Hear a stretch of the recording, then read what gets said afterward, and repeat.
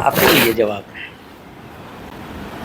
સૌથી પહેલાં આ મુદ્દે આમ આદમી પાર્ટીના રાષ્ટ્રીય કન્વીનર અને તત્કાલીન મુખ્યમંત્રી શ્રી દિલ્હીના તત્કાલીન મુખ્યમંત્રી શ્રી અરવિંદ કેજરીવાલજીએ દિલ્હીમાં પ્રેસ કોન્ફરન્સ કરીને આ મુદ્દો ઉઠાવ્યો હતો કે બોગસ મતદારો નોંધાઈ રહ્યા છે અને જે ભાજપના મતદારો નથી એમના મત મોટા પાયે મતદાર યાદીઓમાંથી ડિલીટ થઈ રહ્યા છે।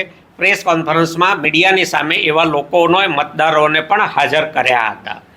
એ વખતે આ મુદ્દાની ગંભીરતા બીજા રાજકીય પક્ષો કે લોકો સમજ્યા નહીં। એ વાત એ વખતે ત્યાં રહી ગઈ।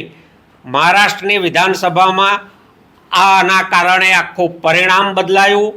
લોકસભામાં આને કારણે ઘણી બેઠકોના પરિણામ બદલાયા। ધીરે ધીરે આના ઉપર જુદા જુદા લોકો કામ કરવા માંડ્યા ત્યારે હવે સામે આવ્યું કે આખી લોકશાહીનું ચીરહરણ થઈ રહ્યું છે। એટલે જાગ્યા ત્યાંથી સવાર। કશું જ મોડું નથી થયું।